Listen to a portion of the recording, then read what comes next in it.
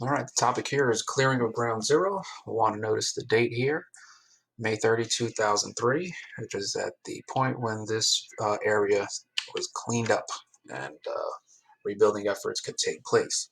So when we look at this image, um, you know, take a look. What do you see? What do you notice? When I see it, trying to figure out where the north and the south tower would be located, um, and I would say that this right here represents the footprint of the North Tower, and this represents the footprint of the South Tower. Notice how the exterior seems to be going in this direction as opposed to this direction. And we see some more of the steel from the Trade Center up here. So I would say the building, just going in that direction, has fallen on this building and has torn open the roof. And if we were able to zoom in on this area, you would probably see the floors going in that direction. So that seems to be that image there. Like I said, this is the South Tower. So we probably have somewhere in this area, Trade Center 3, Marriott Hotel, and that's the debris. So as you're looking at this image, you just want to think about how are they going to clean all of this up. This looks like a lot. On the site, you might want to look up the man in the red bandana, which is a reference to this individual, Wells Crowther. And he represents one of the heroes of 9/11. As people start telling their survivor stories, there seem to be a couple of references to a man in the red bandana. And you come to find out, you know, throughout listening to all of these stories, that this individual kept going up and rescuing people and showing them the correct path down. So feel free to take a look at that.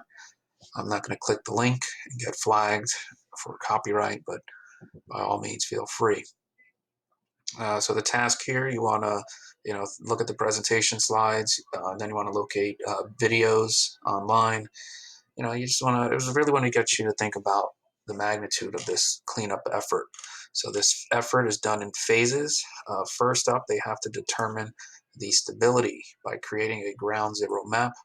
Then they have to move the debris in sections. So if we remember some of the architecture stuff, we know that the bathtub where that slurry wall was located, um, that area, here we go. So this is the street level, and this is all filled up with all of that debris. So how are you going to get all of this debris out? That seems to be the question, and you have to do it in phases, pretty much the same way they built the slurry wall. They have to do this in phases. They just can't go in and take stuff out because they don't want debris to fall. So what exactly does that mean? If we're looking at this from the side and we have all of this debris here, you have to make sure that when you remove, let's say, this chunk here, that it doesn't impact what's beneath, what's next to it, and who knows if this section that you're removing is actually, you know, impacting the way that this structure is intact. So let's say you remove this and then something winds up falling. Keep in mind, this is still a rescue effort, but by removing this, maybe another area collapses and then that winds up killing somebody. Because for the most part, they are treating this as a rescue mission immediately after 9/11, and they're under the assumption that they're going to find survivors. So they have to move the debris in section, and they have to definitely be concerned about the tiebacks as well as the debris from the bathtub. Then this debris is going to be moved to the fresh kills, site for investigation. Some of the points here: 4,000 body parts found and numbered for verification. So yeah, as they're cleaning up all of the debris here, if they encounter any body part, a finger, a toe, whatever, they have to stop. They have to honor the loss of life, and then that part needs to be sent to the chief examiner and identified. And so they're going to have a log pretty much of body parts. That's kind of what that's about. So we have 21 survivors at the end, and Janelle Guzman, the last survivor, rescued from the pile. Here she is in the hospital. 16 are from the survivor staircase. So if you remember in prior classes, we talked about the survivor staircase. That staircase actually wound up saving lives. So removing the uprights, if you do not remember, they made the Trade Center, they were digging into the ground, and let's take, okay, so I'm going to take these images here, and then we know that the images branch off, and then this actually is anchored into the ground. So they have to first remove the uprights, which is this section here. But remember, this upright, these trees are connected to, anchored into the earth over here. So they have to figure out a way to remove that. So what the point here is that if we're looking here, here's ground level, that take this piece here, that at some point, this thing is going to be one steel column into the earth below ground. What they have to do is figure out a way to deal with that particular architectural item. So in this image, take again, what do you see? What do you notice? Wow. So again, we see the North Tower draped over the building here. I'm assuming then that this has to be the South Tower, and we see the cranes. So all of this stuff, this steel is going to have to be cut. Let's take this beam right here. This thing is going to have to be cut. Maybe this gets cut down into little sections, and then slowly you pick up this debris, put it in this, and then this truck takes off to Fresh Kills. And that's where they're going to try to get as much as this debris so they could start investigating and try to figure out what actually caused the collapse of these buildings. This is an early photograph immediately after 9/11. It gives you an idea of, people forming a line and trying to remove what they can with buckets.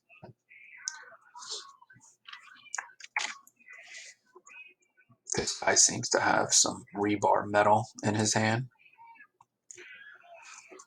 And like I said, this you have to figure out a way. You just can't go in here with the, and just start, grabbing this, because again, they're treating this as a rescue operation. Who knows that by moving this, you're not going to wind up killing a survivor. So at first, immediately, they're looking at this as a rescue operation. Now, this is what I meant by, the mapping of the area.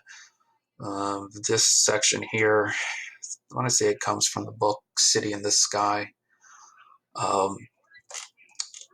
And what happened is they actually needed to send engineers underground. I mean, just think about that. Under all of that rubble, and they needed to map out as best they could what the bathtub was like. And I keep using the phrase bathtub and slurry wall. That's a reference to the outside slurry wall that, contained the entire Trade Center area.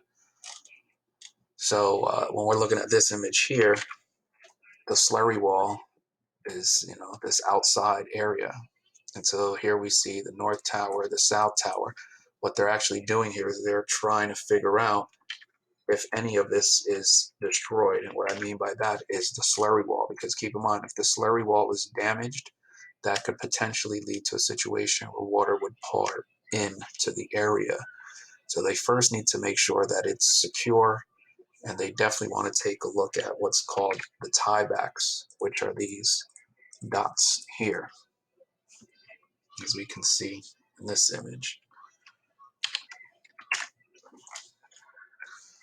And we're looking at this one.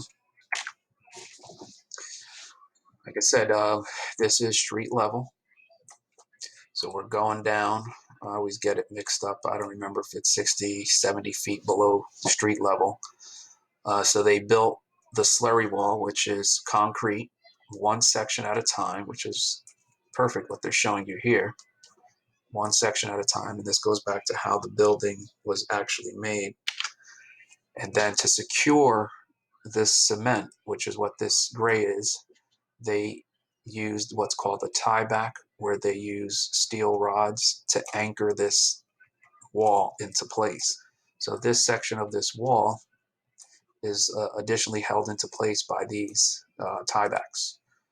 The problem here is that if we're looking at this section, once we get over the West Side Highway, this street here, you have New Jersey and you have water here. So the concern would be, if this part especially is damaged, is water going to start seeping in and then flood lower Manhattan?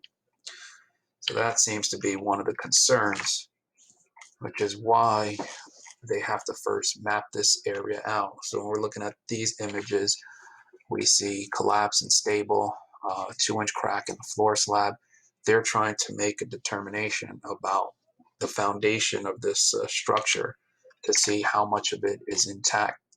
So their concern would simply be, if we're going to put these trucks and these cranes onto this debris, they have to be able to support. We just can't move this section here because we don't know underneath what the support is going to look like, and is it just going to start collapsing, further underground.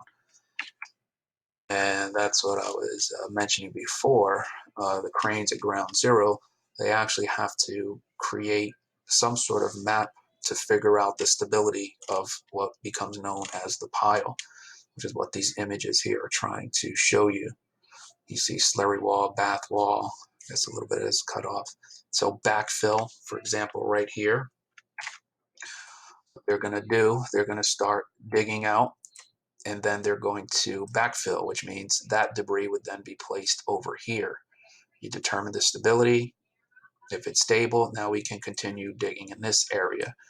So what they're doing is, as they're removing debris, they are backfilling, which means they are now then removing the debris and placing it over here. That stuff then, of course, goes on a truck, and then the truck goes to Fresh Kills, where they can conduct the investigation. As I said before, the slurry walls, the flooding concern. Obviously, another image of the slurry wall. So this image here of Tom Cox, who was below ground, who was looking at the footprints of the Twin Towers. And he's probably there trying to make a determination about what's going on from an architecture point of view. Notice the tiebacks. This is a section of that slurry wall. So those tiebacks would be going into the earth, going in that direction. Iron workers. We're iron workers. These are union workers. And what we see here is that they are cutting the steel. I don't know if this guy's about, almost 6 feet. We can say that he's cutting about a 6-foot section. And that's a lot of steel that has to be cut. How do these guys feel comfortable on that pile? Well, because like I said, they've already mapped out where this pile is stable and unstable through those maps, the work of those engineers. As I said, they want to respect the remains that are found, and so every time you are removing debris and you come across, you have to stop and have a service to honor the loss of life. So you're also dealing with that dynamic. As I mentioned before, they're cataloging all of the remains, and that is the work of this individual, Dr. Charles Hirsch. He is the medical examiner, and he has to identify the parts. He has to, catalog them, try to identify them, and so on.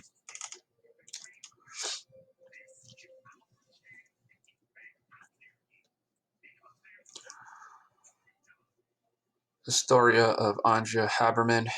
The story here is that her parents at one point had contacted Dr. Hirsch, and they were trying to get some information, and he had promised that he would find the remains of their daughter, and then they made the determination that these entries,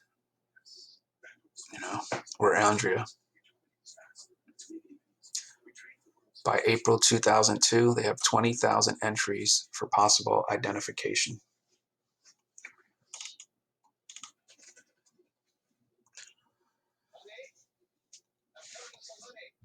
We normally don't think of the construction workers that were there risking their lives, many of these people being exposed to the debris, to asbestos and other type of smoke, and these individuals would become sick later on.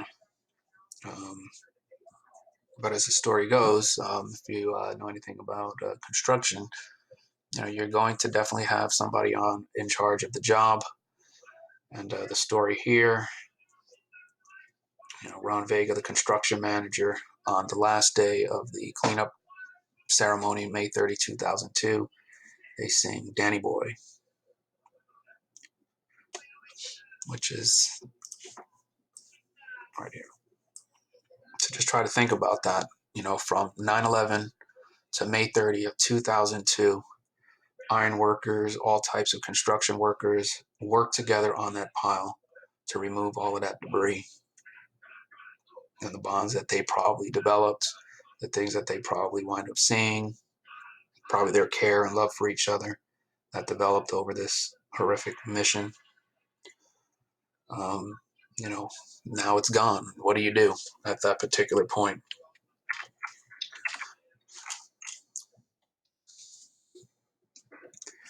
When I mentioned fresh kills, we're talking about a site in Staten Island where the debris was placed to try to piece together what happened.